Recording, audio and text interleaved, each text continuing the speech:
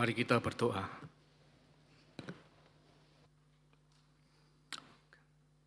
Pada pagi hari ini kami bersyukur ya Tuhan, karena kami boleh sekali lagi beribadah bersama dan kami boleh sekali lagi mengingat kembali akan kasih Tuhan, pengharapan yang Engkau janjikan di dalam Yesus Kristus kepada setiap kami. Oleh sebab itu Tuhan, pada pagi hari ini, biarlah Engkau sendiri yang berfirman kepada kami. Siapkan hati dan pikiran kami, supaya kami boleh menerima benih firman Tuhan, dan kami boleh bertumbuh di dalam kehidupan kami sebagai anak-anak Tuhan. Tolonglah diri hamba-Mu yang penuh dengan kelemahan ini Tuhan. Terima kasih Bapa, kuasai hati dan pikiran kami, kuasai ruangan di tempat ini.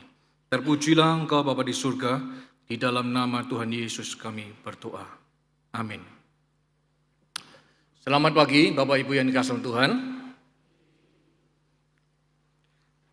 Biasanya pada waktu firman, kita sudah mulai siap-siap ya. Siap-siap apa? Siap-siap guling, bantal, dan sebagainya. Jadi akhirnya mulai tidur ya. Saudara boleh mengucapkan selamat pagi kepada kanan kiri, supaya yang kanan kiri yang sudah mulai ngantuk-ngantuk, hei tangi.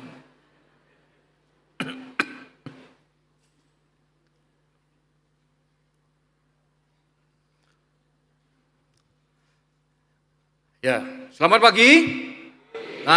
Ini baru bangun semua ya. Saudara, pada pagi hari ini kita akan membahas satu tema, yaitu Dia Juru Selamatku.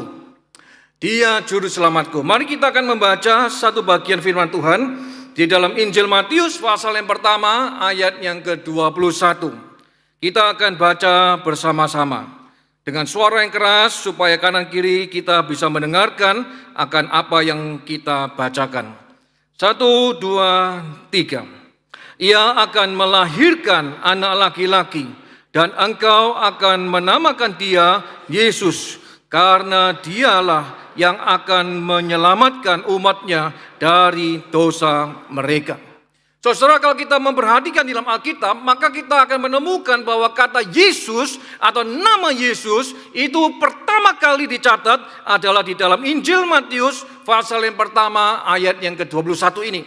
Saudara, apa yang dimaksudkan ketika Matius mencatat bahwa Yesus Kristus adalah juru selamat? Saudara, di dalam kehidupan kita perlu mengakui bahwa memang kita ini tidak pernah atau jarang sekali dan bahkan seringkali ragu-ragu menjadikan Yesus Kristus itu satu-satunya juru selamat dalam hidup kita. Saudara, yang kita alami, yang kita jalani dalam hidup kita hanya menjadikan Yesus Kristus itu salah satu juru selamat. Ini kondisi kita hari ini. Kekristenan menjadi merosot, kekristenan menjadi menurun. Mengapa? Karena banyak orang Kristen, banyak anak-anak Tuhan yang hanya menjadikan Yesus Kristus salah satu juru selamat dalam hidupnya. Sebab itu tidak heran kita mengalami kemunduran, kita mengalami banyak pergumulan dan kita tidak tahu bagaimana kita harus menyelesaikan masalah demi masalah. Bapak Ibu yang Tuhan, Yesus Kristus adalah juru selamat kita satu-satunya. Amin. Kurang banter ya. Rasanya masih ragu-ragu. Ya, saya berharap setelah saudara merenungkan kebenaran firman Tuhan hari ini, saudara sungguh mengimani bahwa Yesus Kristus adalah satu-satunya juru selamat kita. Saudara, mengapa? Mengapa kita tidak pernah atau tidak bisa mengakui Yesus Kristus sebagai Tuhan dan juru selamat satu-satunya? Saudara, paling tidak ada dua alasan. Yang pertama adalah kita seringkali mencari atau mengusahakan keselamatan kita itu dengan kekuatan kita sendiri. Kita seringkali memikirkan atau kita seringkali beranggapan bahwa aku ini orang pandai, aku bisa menyelamatkan diriku sendiri. Aku ini adalah orang yang kaya, aku bisa menyelamatkan diriku sendiri dengan kekayaan yang aku miliki. Saudara, Tuhan Yesus pernah berkata kepada seorang kaya yang dia berkata begini, "Hei jiwaku, hari ini kamu tenang-tenang saja. Di gudang persediaan itu sudah ada banyak makanan dan engkau tidak perlu khawatir akan kehidupanmu pada masa yang akan datang." Tetapi Yesus berkata kepada orang ini, "Malam ini juga jiwamu diambil. Malam ini juga engkau harus meninggalkan dunia ini." Saudara, pertanyaannya, persediaannya itu untuk siapa? Untuk apa persediaan yang sudah dia sediakan? Saudara, kekayaan tidak bisa menyelamatkan saudara dan saya. Kepandaian saudara tidak bisa menyelamatkan kehidupan saudara dan saya. Karunia-karunia yang kita miliki juga tidak bisa menyelamatkan saudara dan saya. Saudara, ini yang menjadi persoalan dalam hidup kita. Karena meskipun itu semua tidak bisa menyelamatkan, tapi kita masih merasa bahwa itu bisa menyelamatkan. Tetapi pada pagi hari ini, mari kita menyadari bersama-sama, semuanya itu tidak bisa menyelamatkan saudara dan saya. Dan saudara, yang kedua, mengapa kita seringkali tidak bisa menerima Yesus Kristus sebagai Tuhan dan Juru Selamat? Karena kita merasa bahwa diriku bukan orang berdosa. Mengapa aku harus menjadikan Yesus sebagai Juru Selamat? Aku bukan orang berdosa. Aku sebagai suami hidup baik-baik, keluargaku baik-baik. Aku bekerja menafkahi suami dan istri dan anak-anak. Semuanya oke. Kenapa aku harus menjadikan Yesus sebagai Juru Selamat di dalam hidupku? Aku sebagai istri, aku juga bisa mengatur rumah tangga dengan baik. Mengapa Yesus harus menjadi Juru Selamatku? Saudara, ketika kita tidak melihat diri kita sebagai orang berdosa, jangan harap Yesus bisa menjadi Juru Selamat kita. Saudara, saya mau tanya, siapa yang pergi ke dokter? Hah? Siapa yang pergi ke dokter? Orang sehat atau orang sakit atau orang sencingping? Hah? Yang mana? Orang yang sakit, saudara pasti ke dokter. Orang yang sencingping itu ya tidak usah dihitung lah ya. Itu tidak termasuk. Siapa yang ke dokter?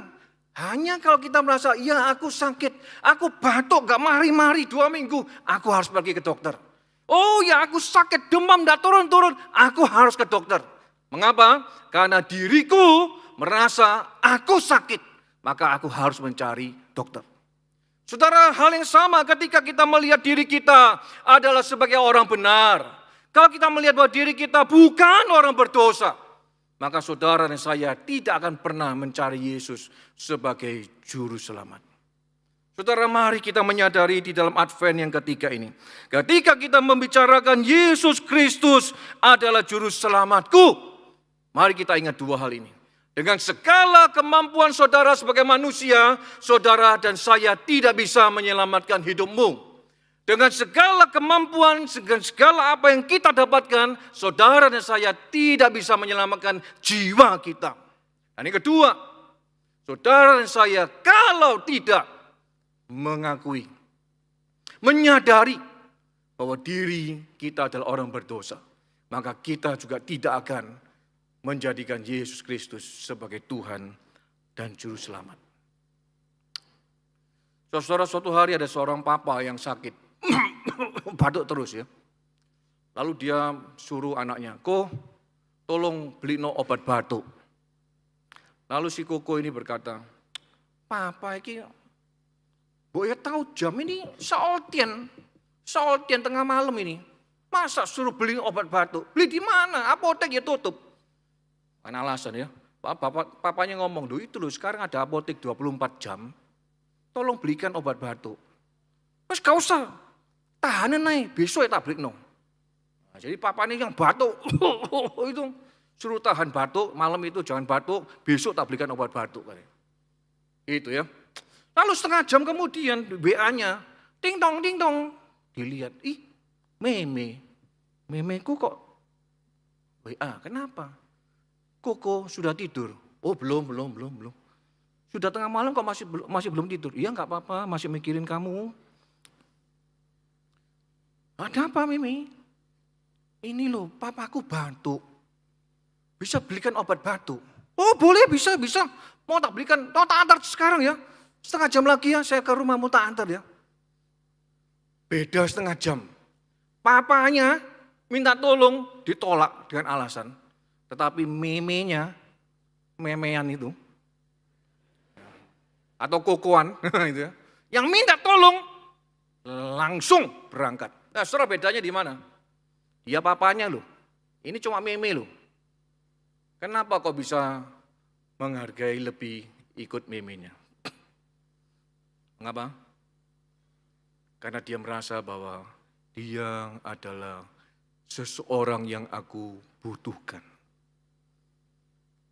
Bapak Ibu yang kasih Tuhan, Yesus adalah juru selamat kita. Tetapi seringkali kita tidak mau mengikut dia.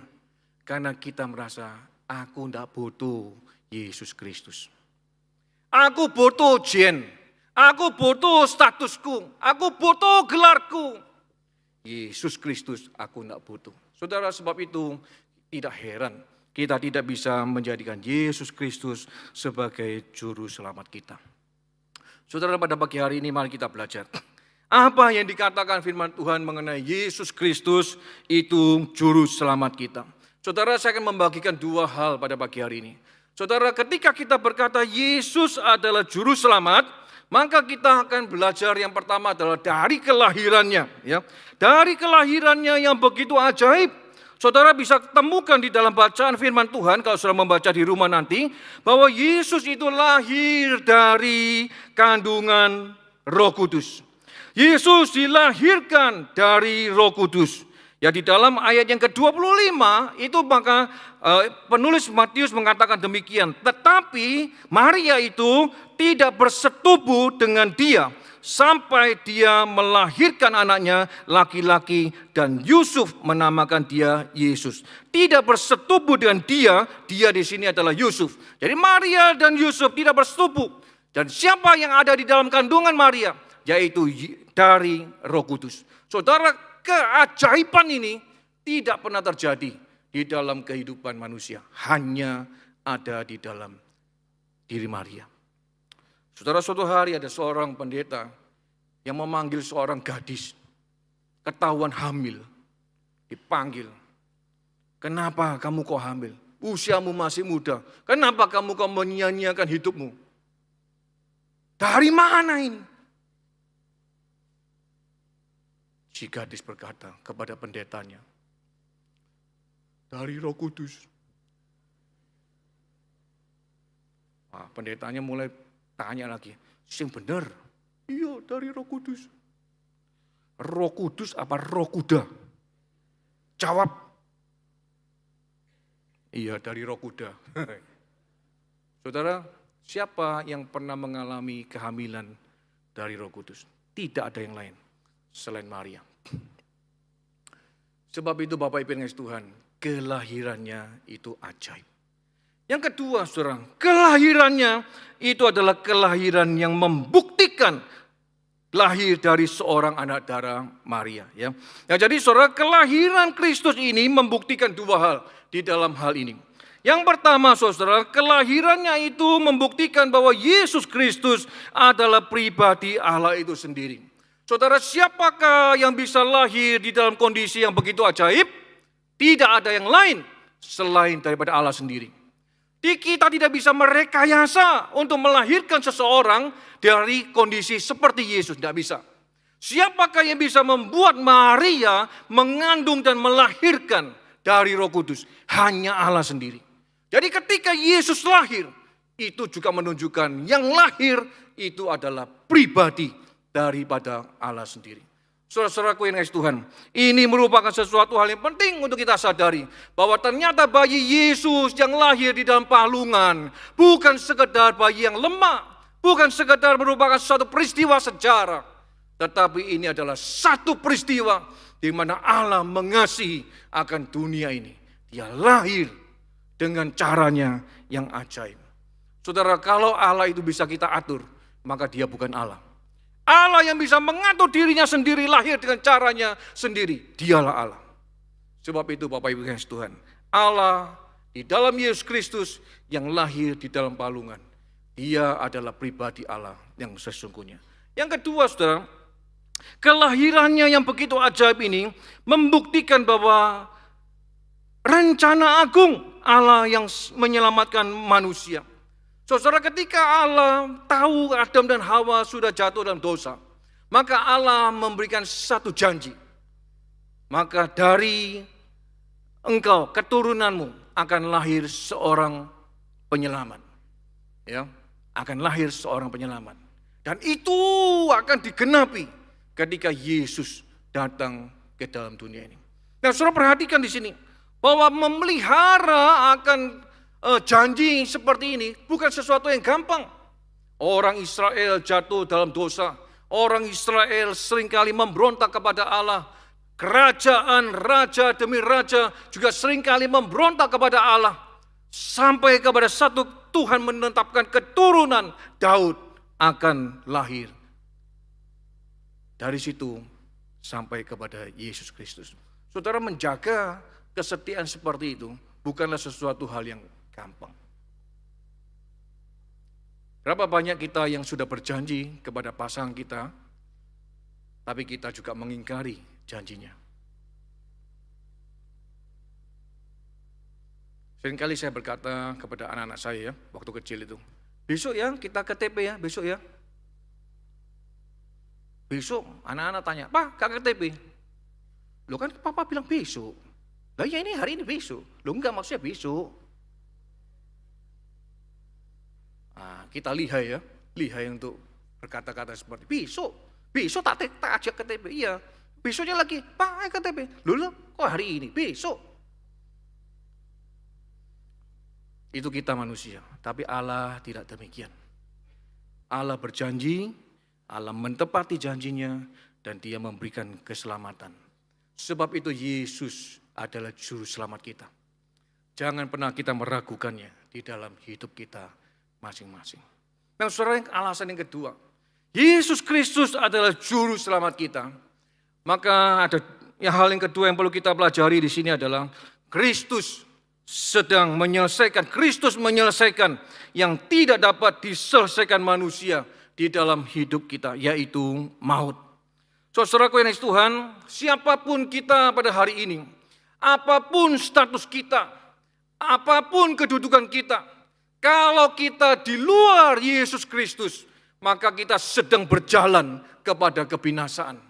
Kalau kita di luar Kristus Yesus, kalau kita tidak menjadikan Yesus sebagai juru selamat kita, maka sebetulnya meskipun kita kaya, meskipun kita oke-oke saja, kita sedang berjalan di dalam kebinasaan.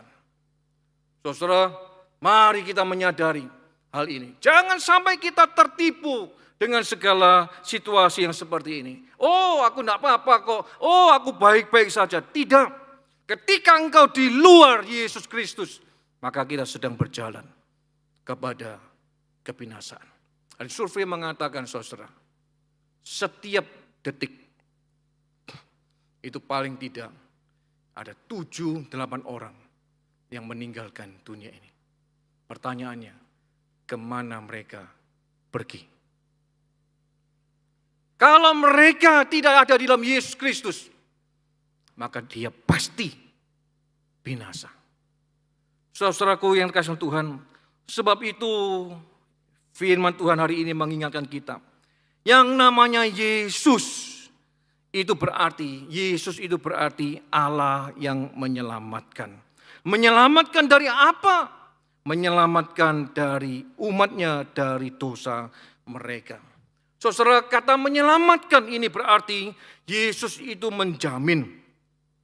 Menyelamatkan itu berarti Yesus itu juga meluputkan kita dari bahaya.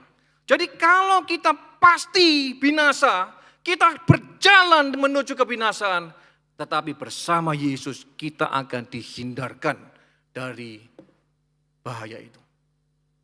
Itu menyelamatkan. Saudara, ketika kita berjalan menuju kebinasaan, tetapi Yesus datang dalam hidup saudara. Yesus menyelamatkan saudara dan saya. Yesus menghindarkan bahaya kebinasaan itu di dalam hidup saudara dan saya. Saudara-saudara, sebab itu apa karya Kristus yang dinyatakan untuk menyelamatkan hidup saudara dan saya sebagai manusia yang berdosa. Dia, Yesus Kristus, dialah yang akan menyelamatkan umatnya dari dosa mereka. Apa yang dilakukan di dalam diri Yesus Kristus? Saudara, pada pagi hari ini mari kita juga menyadari bahwa Natal 2000 tahun lebih yang lalu. Hari ini kita merayakan. Kita perlu menyadari Natal tanpa Jumat Agung, tanpa Paskah, maka Natal akan menjadi sesuatu yang tidak ada artinya. Natal akan hanya seperti sebuah berita kelahiran. Seperti, Ibu Su lahir tahun berapa? Oh haleluya, happy birthday to you, begitu. Hanya itu. Kalau tidak ada Jumat Agung, kalau tidak ada Paskah. Saudara-saudara, sebab itu ketika kita menyatakan, melihat bahwa Yesus Kristus itu adalah juru selamat kita, maka karya Kristus yang menyelamatkan itu ada 3. Yang pertama, saudara, Dia menggantikan saudara dan saya di atas kayu salib.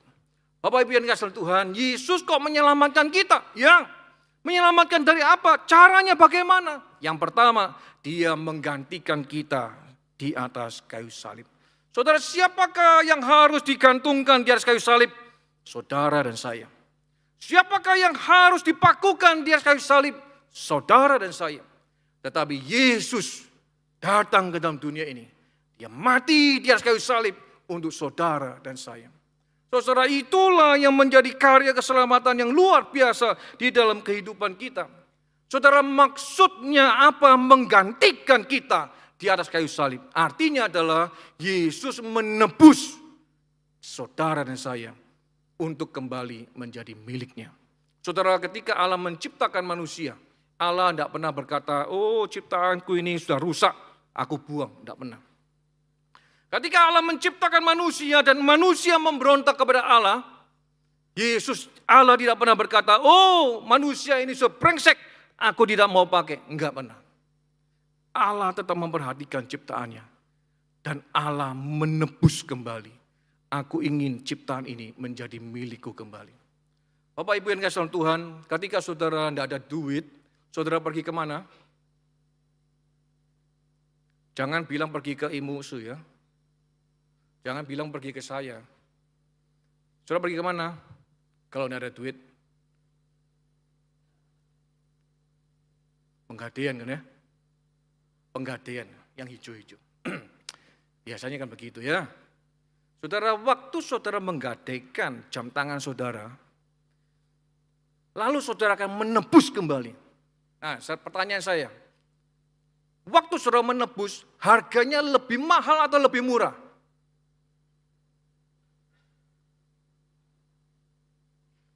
Puji Tuhan, semuanya tidak pernah ke penggadaian ya. Saudara, waktu kita menebus barang kita di penggadaian itu jumlahnya, harganya lebih mahal. Hitung, pasti lebih mahal. Sebab itu Bapak Ibu yang terkasih Tuhan, Paulus di dalam surat 1 Korintus berkata, saudara dan saya telah dibayar dengan lunas dan harganya itu sangat mahal. Berapa rupiah? Bukan dihitung rupiah. Yesus Kristus yang menggantikan saudara dan saya di atas kayu salib. Saudara, itu harga yang Tuhan berikan kepada saudara dan saya. Untuk menebus, untuk menjadikan saudara dan saya sebagai miliknya kembali. Saudara, yang kedua, mengapa Yesus disebut sebagai juru selamat? Karena Dia berkarya, Dia menanggung akan hukuman dosa kita. Bapak Ibu yang dikasihi Tuhan, saudara pasti pernah mendengar atau melihat The Passion of the Christ ya. Film ini menggambarkan betapa ngerinya Yesus harus menanggung akan hukuman dosa. Ya, saudara, salah satu aktor yang memerankan akan Yesus Kristus ini berkata demikian. Waktu saya memerankan akan Yesus Kristus ini, saudara sebagai seorang aktor, gak mungkin dia cuma memakai baju biasa, lalu dipukuli, digebukin sama tentara-tentara itu. Tidak. Dia pasti memakai perlindungan-perlindungan yang luar biasa supaya waktu dipukul kelihatannya sakit, tapi sebetulnya nggak kena tubuhnya ya, karena dia dilindungi. Dan dia mengatakan, saudara, Saya sudah pakai kira-kira, kalau hitung triplek itu tebelnya 5 cm itu saya pakai. Untuk menggambarkan, untuk merasakan bagaimana Yesus itu dipukul, Yesus itu dicambuk. Dan meskipun saya memakai akan pelindung itu, tapi saya masih merasakan sakitnya luar biasa. Saudara, sebab itu Yesaya mengatakan, ketika orang lain melihat Yesus yang dipakukan itu, orang lain tidak bisa melihat rupa dan wajahnya. Karena terlalu rusak, karena terlalu berat untuk menanggung hukuman saudara dan saya. Tetapi Yesus mau. Yesus datang ke dalam dunia. Yesus memberikan hidupnya, memberikan dirinya, dipukul untuk menanggung dosa saudara dan saya. Saudara, sebab itu dialah juru selamat kita. Bahkan ketika Yesus digantung di atas kayu salib, dia berkata, Eli, Eli, lama sabachthani. Tuhanku, mengapa engkau meninggalkan aku? Salah satu penafsiran mengatakan, ketika Allah melihat putranya menanggung dosa dunia, Allah sendiri tidak tahan melihat begitu sengsara Yesus harus menanggung hukuman saudara saya. Saudaraku yang dikasihi Tuhan, Yesus Kristus menanggung dosa saudara dan saya. Sebab itu dia layak menjadi juru selamat saudara dan saya. Dan yang ketiga, saudara, dia memimpin kita sampai kepada hidup yang kekal. Saudaraku yang dikasihi Tuhan, Yesus bukan cuma menggantikan kita di atas kayu salib, Yesus juga bukan cuma menanggung hukuman dosa kita, tetapi Yesus juga menuntun saudara dan saya untuk sampai bertemu dengan Yesus Kristus di dalam surga. Saudaraku yang dikasihi Tuhan, seorang pendeta seringkali berkata demikian, dan dia bertanya kepada jemaatnya, siapakah yang percaya kepada Yesus Kristus sebagai juru selamat dunia? Siapakah yang percaya kepada Yesus Kristus sebagai juru selamat dunia? Maka semua jemaatnya mengangkat tangan. Nah, kalau hari ini saya tanya kepada saudara, siapakah yang mempercayai atau percaya kepada Yesus Kristus sebagai juru selamat dunia? Ada berapa yang angkat tangan? 1, 2, 3, 4, 5, 6, 7, 8, 9, 10, sing atas. Oh, oke ya. Lalu pertanyaan kedua, siapakah yang mau ikut dengan Yesus Kristus sebagai juru selamat dunia hari ini juga? 1, 2, 3. Oh, kok mulai berkurang ya? Wah, yang muda-muda akan berkata, apa nggak bisa nanti 5 tahun lagi? Aku belum nikah ini ya. Apa nggak bisa nanti 10 tahun lagi? Aku belum nikah ini, aku belum kerja, belum sukses. Saudara, ketika kita menerima Yesus Kristus sebagai Tuhan dan Juru Selamat dunia, hari ini juga saudara dan saya hidup bersama dengan Kristus. Kalau kita harus meninggalkan dunia ini. Amin. Saudara, saya tidak mendoakan saudara cepat mati, tidak. Tetapi iman ini perlu kita hayati dalam hidup kita. Karena dengan iman ini akan menuntun saudara dan saya untuk hidup bersama dengan Kristus sepanjang hidupmu, bahkan nanti sampai kepada kekekalan. Tuhan Yesus sendiri berkata, suatu hari nanti aku akan datang kembali. Aku akan menjemput engkau. Aku ingin supaya di mana aku berada, engkau pun berada. Saudaraku yang dikasihi Tuhan, biarlah ini menjadi satu kekuatan dalam hidup kita. Yesus sebagai juru selamat bukan cuma menggantikan kita di atas kayu salib, bukan cuma menanggung hukuman dosa, tapi dia juga menuntun, memimpin hidup saudara dan saya sampai kita berjumpa dengan Yesus Kristus di atas kayu salib. Saudara, apakah yang menjadi tekad kita pada pagi hari ini? Mari kita baca bersama-sama sekali lagi. 1, 2, 3.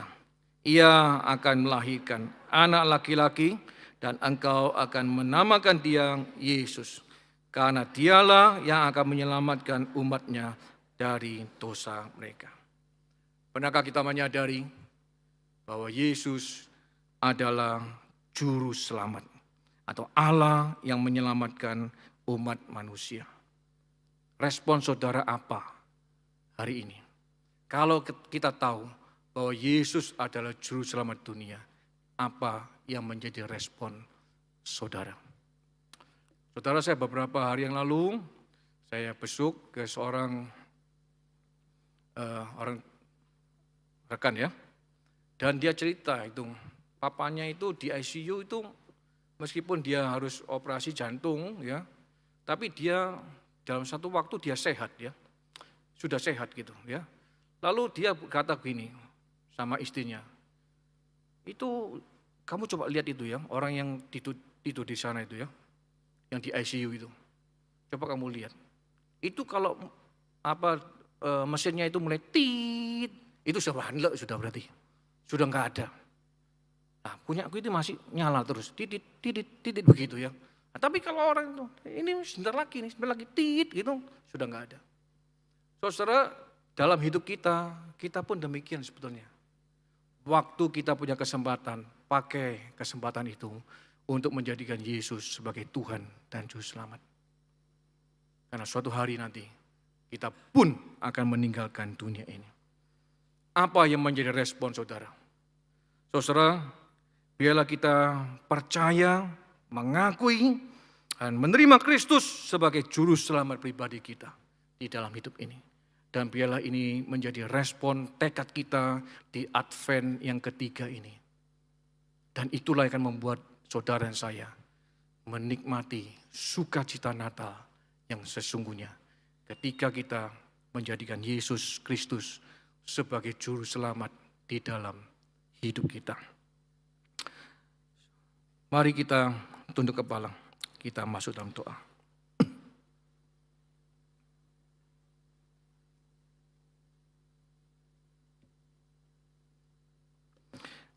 Bapa di surga, siapakah kami? Kami adalah orang yang berdosa. Dan kami sungguh membutuhkan Engkau sebagai Juru Selamat di dalam hidup kami. Di dalam Advent yang ketiga ini Tuhan, biarlah Engkau sekali lagi menggedor hati kami. Engkau mengingatkan kami bahwa kami membutuhkan Yesus sebagai Juru Selamat kami. Terima kasih untuk karya keselamatan-Mu yang begitu indah dan sempurna. Engkau menggantikan kami di atas kayu salib. Engkau menanggung hukuman dosa kami. Dan bahkan Engkau memimpin hidup kami sampai kami boleh berjumpa dengan Tuhan. Tuhan, biarlah di dalam Natal di tahun ini, kami boleh sungguh mengingat kembali akan Kristus sebagai Juru Selamat kami. Yesus yang datang ke dalam dunia, yang mengasihi kami. Terima kasih Bapa, terpujilah Engkau. Di dalam nama Tuhan Yesus Kristus, kami bersyukur dan berdoa. Amin.